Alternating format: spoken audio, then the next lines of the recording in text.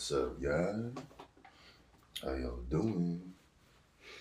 All right, so this is just a life update, and then I'm one of them dudes who just gets random ideas. And what I've been having an idea to make recently is just a video on dreams because I love dreams so much.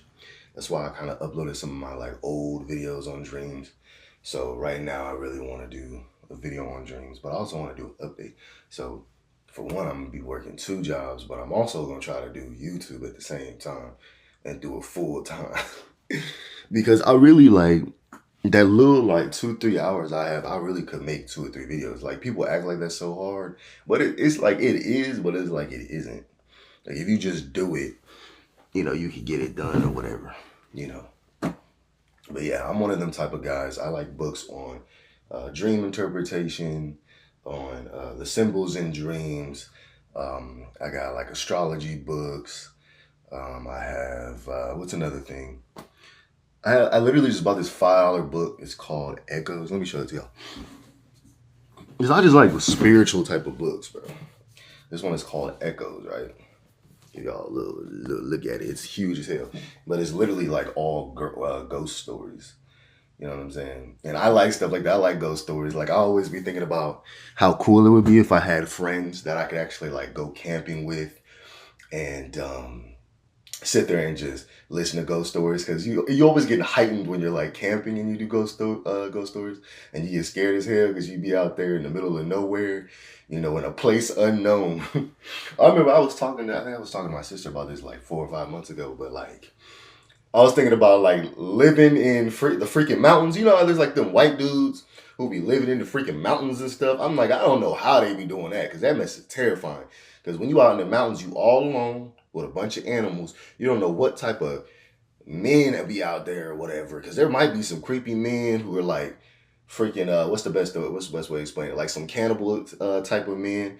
That's why I'd be like, hell no, I am not. I would never live in no damn forest alone. As much as people are like, man, I hate people. I'll live in a forest alone by myself. Whatever, whatever. That's better than dealing with people in society. I'm like, okay, dealing with people in society can be irritating, but at least you know their intentions. You can kind of tell by a person's body language, how they talk and how they walk, what their intentions are. And usually in the first 30 or 40 seconds of meeting them and getting to know them. And of course, at your job, you'll get to know people over time and stuff, things of that nature. But when you go out into actual nature, you don't know what type of scary stuff be out there. And the thing is, animals ain't gonna listen to you, and cannibalized dudes, scary dudes out there, that live alone, they be crazy. And the thing about us as men, like if I went and just lived out in the freaking wilderness by myself, I would become crazy. Because you can't just live alone by yourself around nobody. There are so many different things that can happen. For one, you'll go mad because you will have no affection of no one else. You won't have a woman out there. You'll just be alone. That's number one. And number two, I was watching a video, I want to say 3 or 4 months ago, where it was talking about how when we're bored, our brain will actually create negative stuff. Our brains, when we get super duper bored, it'll create like demonic things, evil things, and you'll literally start having visions of evil things. And then you'll also will have like visions of, what was that other thing? Y'all give me like a couple of seconds to remember. Oh, I can't remember. What else did it say? It's really similar to how, sometimes we'll do that thing where we'll create like these fake scenarios in our heads that don't exist. It's literally just that. It's pretty much the same exact thing. You know how you'll like for example, one thing that's really like negative, and one thing I always tell dudes to never do is that whole idea of why do I keep touching myself? The whole idea of pause. The whole idea of that one-itis thing, which is hella real with both men and women, depending on how they are as a person. Because we all know, one thing I've learned at least about women is that women are a little more into a man's style as a whole compared to men who are into women who are just super pretty, which that's surface level. If y'all want a long video of me explaining what women are attracted to and men are attracted to, I can do that. I didn't study women enough to know pretty much most things that they're attracted to. It is what it is. Even though my whole big thing that I teach men just in general, even if it's like I'm talking to the young dudes who are around 19, 20, just ask a woman what she likes. 9 times out of 10, she'll tell you. You know, just be like, what type of dudes you like? You like white guys? You like Mexican guys? I've had women straight up tell me because women like to talk. That's the one funny thing that dudes don't really realize is women like to talk. And they'll tell you everything you pretty much need to know if you just ask. But I've also just learned things that women won't tell you that they like. But to get back on topic, our brains will make up horrible scenarios. And another thing that I always try to explain as well is, the idea of manifestation. Okay. Whatever you think about all the time becomes your reality.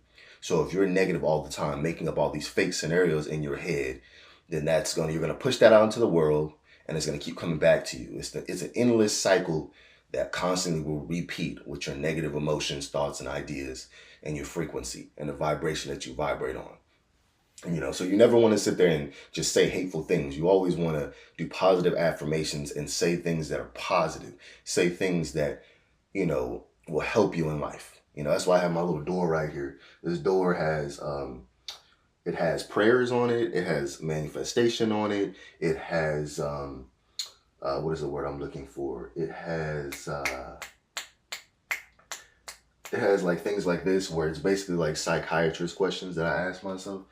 An example would be understanding our moods and their fluctuation can better allow us to improve our personal effectiveness and our mentality and how we are both mentally and physically.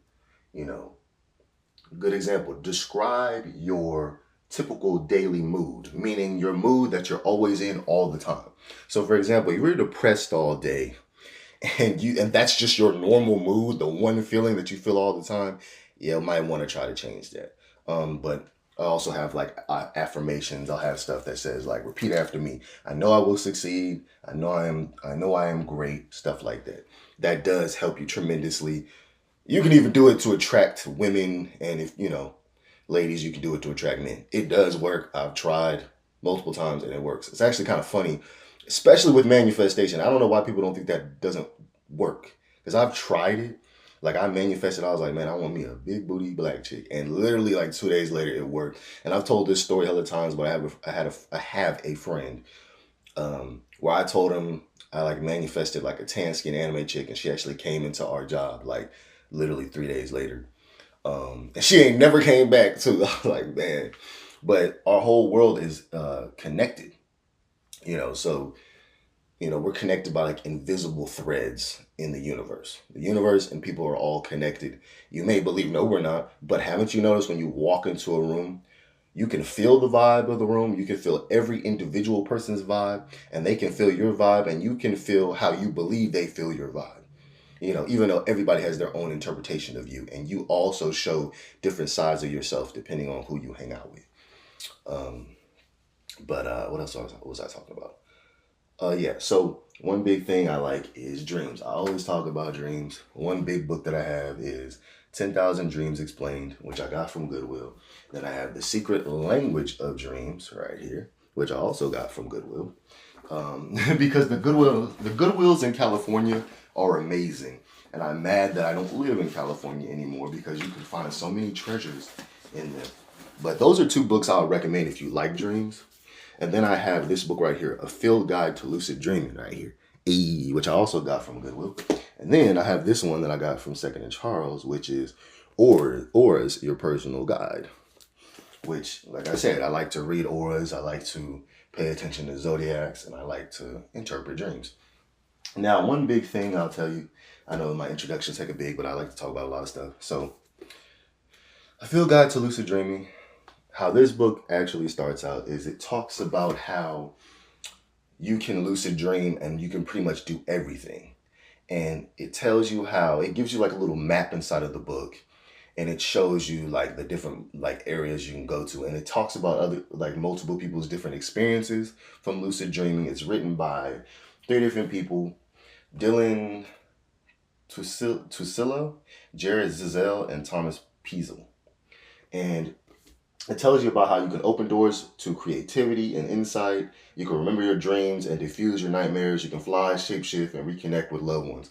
Now, one thing I will say is there are people who interpret lucid dreaming as some kind of demonic thing. I have noticed that there are people who look at it as demonic, but that's all your own personal beliefs. Because me personally, I don't think lucid dreaming is demonic. There are some people that say that it is angelic. You know, it's very positive. It can get you closer to God. I've had dreams, like, for example, with my best friend. He used to, I actually told him a lot of my dreams because I'm really deep into dreams. And I was telling him all the different things that happened in my dreams. And he was like, yeah, bro. He's like, that sounds really demonic, bro. But one thing that I like that he did say was how he talked about how you can have demonic dreams. You can have dreams about the past, dreams about the future. You can have dreams that are actually angelic, you know, dreams that are positive, dreams that are pure. You can have dreams that God sent you, stuff like that. I like that. Even though that can get a little dark in itself, because how do you know it's God and it's not like you know, the devil pretending to be God? You know, you don't know. But that all depends on your personal beliefs of dreams. Now, when it comes to me and when it comes to dreams, even if the dreams sound demonic or whatever, I look at it as like it really depends on how you felt in the dream and how you feel once you come out of the dream. And your dreams, a lot of the time, your dreams are going to be interpreted not interpreted. Your dreams are going to be a certain way based on what you were feeling during the week, during that day, and what you think about constantly. You know, so I've had dreams where it's like you can interpret it as me having this extremely deep conversation with myself in my dreams. There was one dream I had where it was literally about a little boy who was pretty much me. And it was like this scary cloud creature. And it was like about to like destroy the planet or whatever. And then I heard a little voice that said, don't give up. And then it's like I was in a fetal position as a little kid. And I got up, put my fist to the sky, and then tried to like fight the cloud monster. Now, the way I interpreted that was basically my friend, I want to talk about how he interpreted it. He interpreted it as I needed someone to motivate me, and there was nobody in my life who actually motivated me in a positive light the way I wanted them to. So it was kind of like me giving myself a mental push and a motivational and inspirational push to keep moving forward in the dreams that I have. That's how he interpreted it. And that's basically how I interpreted it too. I basically interpreted it as like 2 or 3 different things. I'm kind of like Kanye. There's like 3 or 4 different things I can take out of it, and 3 or 4 different ways I can interpret it. So the one way I interpret it is just like how you said. Another way I interpret it as, you know, I could use that in my own fantasy novels because I write fantasy novels, and I could literally just use that and have the cloud creature as like a villain and have the little boy be a character in the story and stuff like that, which I really feel like a lot of people who write fantasy novels are literally just writing their dreams. I feel like that's mostly what they're writing, and I know that's mostly what they're writing because that's how my brain works. Because my whole thing is a lot of the time when I'm writing stories, talking about stories, creating short stories and writing poems and poetry and creating novels, it's inspiration from my dreams, it's inspiration from my emotions, it's inspiration from what I'm thinking at the time, it's inspiration from my actual real life and people I've met. You know, I get inspiration from people I've met, I get inspiration from people in my dreams, I get inspiration from what other people tell me, I get inspiration from anime and manga that I read, I get inspiration from TV shows I like Atlanta, and I'm also going to do a video on Ted because I just finished the TV series and it's funny as hell. But yeah, so that's how I, interpreted that specific dream. But again, this is about lucid dreams, but I do want to talk about all the different dreams that I had, and I wrote them down in this little notebook. So let me see. I'm not sure, where did I put it? I'm pretty sure it was this notebook. Guys, I write down stuff in a lot of notebooks. I had a dream notebook, but I ended up leaving that in storage like 3 years ago, and I didn't bring it, and I'm kind of mad that I did that. But yeah, it's back home in storage. Okay. Oh, I'm also going to make a segment basically just called Lucid Dreaming Lore, where I'll be constantly talking about lucid dreams and the lore and all that stuff. Because I haven't finished this whole book to really give you a deep insight on the book, but I am going to eventually read the whole book and then get really deep into what the book is talking about. But I'll just tell you stuff that I've experienced in my own personal life when it comes to dreams. So, number one is these are the different people that I usually see in my dreams. Okay, when we have dreams, our thoughts, our ideas, our emotions become reality inside of the dreams. Meaning everything you think of, everything you feel, they become physical embodiments. They literally become actual people. Your emotion of anger can become an actual person in your dream and talk to you. And it's extremely deep. I love how the dream world is like super deep and vast. I have probably thousands of stories I can tell. And usually when my creative juices are flowing, I can remember a lot of them. I've noticed that a lot of my memory is based on my creative juices and when they're flowing. Like right now, they're flowing a little bit better. And you can tell they're flowing good because I won't be like stuttering or nothing like that. But these are, I just gave them nicknames, okay? So number one is the turnaways. Now, these are the ones, no matter how much you talk to them, they always turn away and never speak. I've had these in my dreams multiple times where it's like you're trying to talk to them and it's almost like they're like an emotionless creature who just won't talk. And they look human, but you'll be like, hey, what's up? And they're just kind of sitting there, and they don't say anything. So those would be, I call them the turnaways. Number two is the nobodies. The nobodies just walk around but will never acknowledge your existence. A good example of the nobodies is that you can sit there and talk to them and they literally will just walk through you. They'll just keep walking. That's how the nobodies are in my dreams. And a good example would be Inception, where it's like in Inception, y'all remember when it was like the girl and what's his name, Leonardo DiCaprio, how they're just like walking around the city and there's like all those people and they're just kind of walking through them. That's basically what the nobodies would be. All right. And number three is the dream demons. Now, the dream demons are the ones who can who will chase you and they can kill you. And you usually see these ones in nightmares. And, they usually can shapeshift and transform into different people. And 9 times out of 10, they usually look like people you know. An example would be, it could be your mom is the villain. It could be your dad, your brother. Maybe you got some type of secret beef with them. It could be your teacher in school. Let's say you're still in high school, you're in college.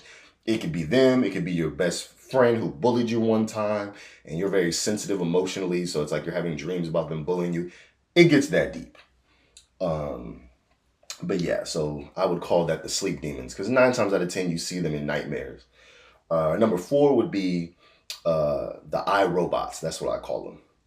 The movie with Will Smith and, Sonny the robot, the movie called iRobot, where it's literally about all those like clear robots. It starts out with like the colorful robots and then they eventually have like all the robots that look the same. And then it's like their Detective Spooner, which is Will Smith's name in the movie.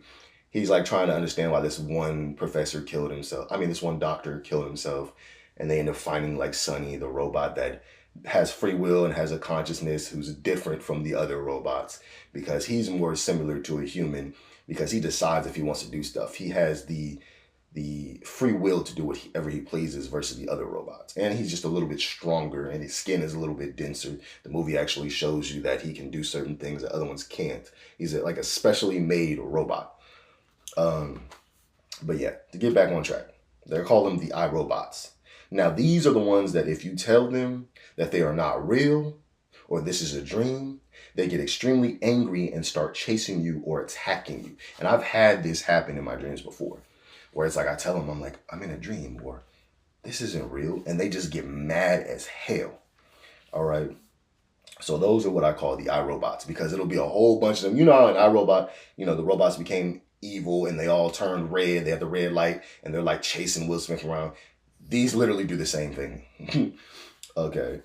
Next is the talkers or speakers. Now, it depends on how you interpret this because I've had some people say that they get extremely scared about this and they think that the speakers are like demons. One of my homies, he's a little bit older than me. He's very religious in his faith and he believes that these are demonic spirits trying to talk to you.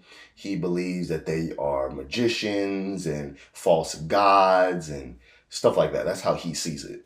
And I can see what he means by that. But I don't necessarily take them as a negative because I interpret them as characters I can use in a fantasy novel versus them being demonic spirits. Because I don't think everything is just freaking demonic. Because you can kind of remember, anything that turns you away from God is technically demonic. So you could say, and if it actually just straight up just talks about demons, like Naruto, for example, Kurama is a demon fox. You know what I'm saying? So it's like, technically it is demonic, stuff like that. But yeah. So the talkers and the speakers. Now, these are the ones that seem the most real. And they do seem real. It feels like you actually talking to a real person. All right. And there's some that will have a full-on conversation with you. And I'm never scared when this happens. It's like they never do anything scary. Even though, like, for example, my friend will say it's like demonic. 9 times out of 10, they never say anything bad or evil. And if they did, it was because I was going through so much stress in my life. It followed me into my dreams. The stress did. Because what I always explain is anything you're talking about when it comes to dreams, it's all you. So if you're seeing demons in dreams all the time, guess what? Them demons is you, nigga. Like, that's what people don't understand. It's like, because it's literally based on how you think and how you interpret how your life is, how your feelings are. If you're constantly angry, you're constantly negative, you're constantly saying negative things to a whole bunch of people, if you hate everybody, if you have this negative mindset, of course you're going to see demonic evil stuff in your dreams. You know what I'm saying? Versus some people where they might see some magical, amazing, happy things in your dreams because their life is happy. But again, there is one thing that can be scary. If you do start like mastering lucid dream, for example, sometimes you can't tell the difference between reality and fantasy. So that can be scary. I've had that happen when I was a kid. And I also made a video about my first like astral projection experience when I was like 13. It's a little like 1-minute video. You guys can go check that out if you want to talk about dreams more. But I'm going to be making a lot of videos like this. So be prepared. I got about probably 2 more minutes before my camera cuts off. So try to make this quick. But they will have whole conversations with you. You know what's interesting too? You guys got to make sure you have a dream journal so you can remember how their voice sound, how they looked it, how they acted. You know what I'm saying? I need to make another dream journal because like I said, I had one. It was light blue. And I actually had kind of a list like this that was actually more detailed than this one I have right here. This one I made in like 10 minutes. The other one was like a 2-hour like detailed list of stuff with a combination of dreams I had. I can remember some of it though, and I'll tell you guys some of the experiences. But next is the 1-word location changers. Now, I've had these multiple times where they will say one word or one phrase or one sentence, and that word or phrase will change the whole location, setting, landscape of where you're at. Like, you can be in the middle of a city, they say one sentence, and now all of a sudden you're in the middle of the ocean, or all of a sudden you're in some type of valley super far away, like the Lord of the Rings valley. It's pretty freaking crazy. But yeah, I call those the 1-word location changers. Now, is this the last one? No, I got 3 more. Okay, next is the self-reflection creatures. Now, this is when you meet yourself, but you are slightly different. You look slightly different. My friend also said this was demonic, which kind of annoyed me a little bit. I interpret it more as that's like the ideal self of what you want to look like versus it being demonic. And I'll explain it right now. So when you meet yourself in a dream, it'll be like they're slightly different. Maybe they're a little bit taller. They want to be a baller. No, I'm fucking with you. They might be a little taller. Their eyes might be a different color. Maybe your skin is clearer. These dreams can be scary though because you are slightly different in the dream. So it can be a little creepy. It kind of gives you that creepy feeling of like, what if you could meet yourself in real life? It's like, as much as we see that in like movies and TV shows, if you actually met yourself in real life, that would be the scariest shit that you ever experienced in your life. Because you'd be like, what the fuck? Why is there 2 of me? Like, it'd be scary as hell. Like, real talk. At least for me, if I just met someone who looked exactly like me, said they were me, that'd be terrifying. Somebody said they were from the future and they were me, or they're from the past and they were me. That shit would be terrifying as hell. Like, nah, bro, because we already know that that's impossible for that to happen. But I mean, anything's possible, but we already know that's impossible, that that would most likely never happen. Because if it did, it would have happened hella times by now. It's like the whole time machine thing.